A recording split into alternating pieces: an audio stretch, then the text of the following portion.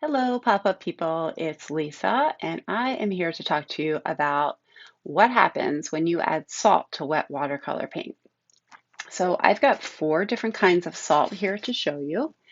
And just to give you an idea, you can create kind of this textured effect that you get when you sprinkle it on wet watercolor paint and you let it dry. Here's the other one. Plus, I have a fourth one to show you as well. So I am going to flip around my camera so that you can see my hands and you can see the paper as well. Hold on, I have a piece of paper set up here with four squares, and I'm going to paint the same color in each one, and then I'll sprinkle on different kinds of salt. So I've got some watercolor paint that's very wet. You really need to make sure your paper is pretty wet with this, otherwise it won't work very well. So I'm going to start with this. And I'm going to use four different kinds of salt. The first one is just some table salt or sea salt. The second one is going to be kosher salt, which is a coarser salt. And then we're going to try pink Himalayan salt, which has an even coarser grain. And every time you go up in the size of salt, it changes the effect. Then I'm going to show you how I got this multicolored salt and how you can use that as well. And I just discovered this today, so I'm super excited about it. Let me get my brush and my watercolor paint, and I'm just going to paint this little section right here. And again, we're using watercolor paint, so you want to make sure it's watery. You don't want to be brushing and you get kind of like dry strokes. You want it to be nice and wet. So I'm going to take my regular sea salt or table salt, whatever you have, and I'm just going to sprinkle it on like that, okay? So you have to wait a little bit for the effect to take place.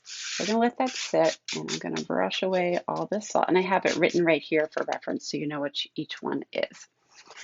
So we are starting, Pop-Up Art School we are starting a new thing, which is an art membership for kids. It's going to be monthly.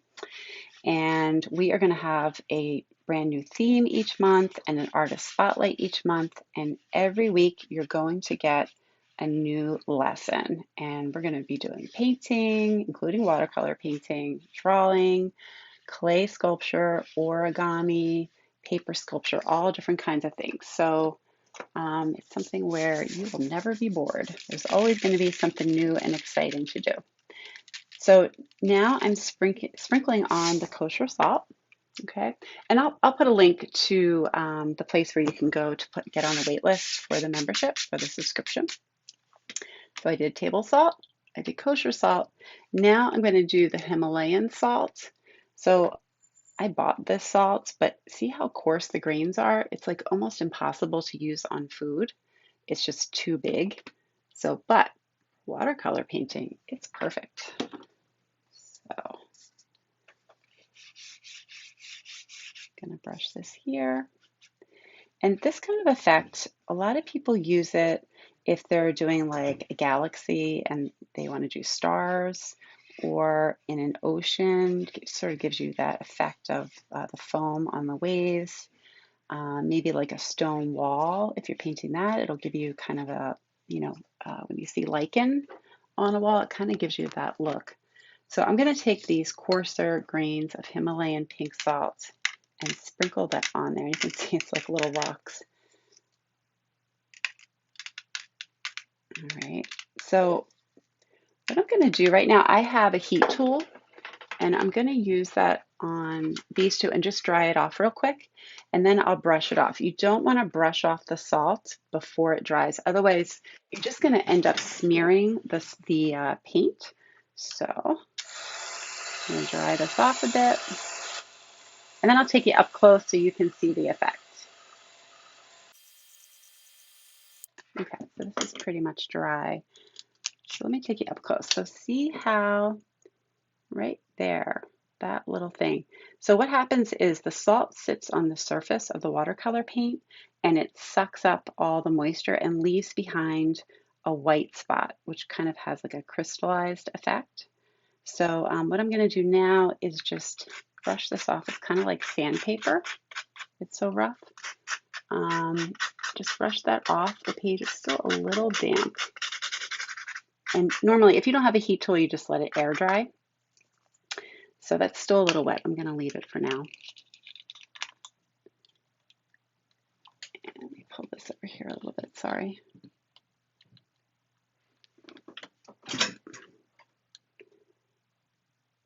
Okay, so we're going to let that dry a little bit more. Now, down here, so this is what happens after you make this salt. You brush it away. You do not want to eat it ever because it has paint in it, but I save it. This is from different projects that I've done. And so this is different colors of watercolor paint. And what I'm going to do here is I am going to brush plain water on there and then use the salt crystals that I've saved from different projects that are different colors. And I'm going to kind of get like a rainbow effect. And I just figured this out today when I was setting this up, so I'm kind of excited about it. I think that this salt, the colors, doesn't look like Fruity Pebbles to you. All right, so I brushed that on there. And I'm just going to sprinkle some of this on the wet surface. And the paint that is in the salt is going to leave a mark. It'll leave some color behind.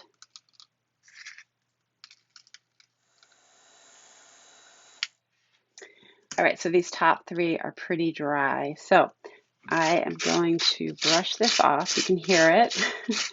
Like I said, it's like sandpaper. It's exfoliating my fingers as I go. And save this because that is like art gold, as I just discovered. So, but again, you don't want to eat it. Okay. So this was the effect that table salt leaves. This is kosher salt, which is a larger grain. I'm going to scrape that off. Here comes my cat. Ginger, get lost. Sorry. Sorry about that.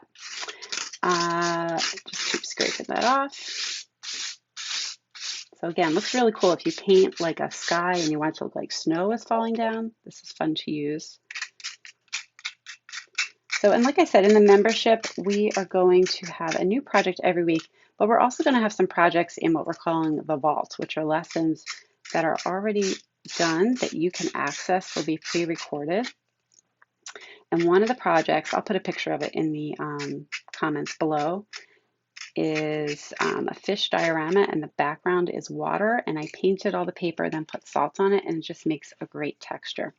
Let me just see if this bottom one is dry.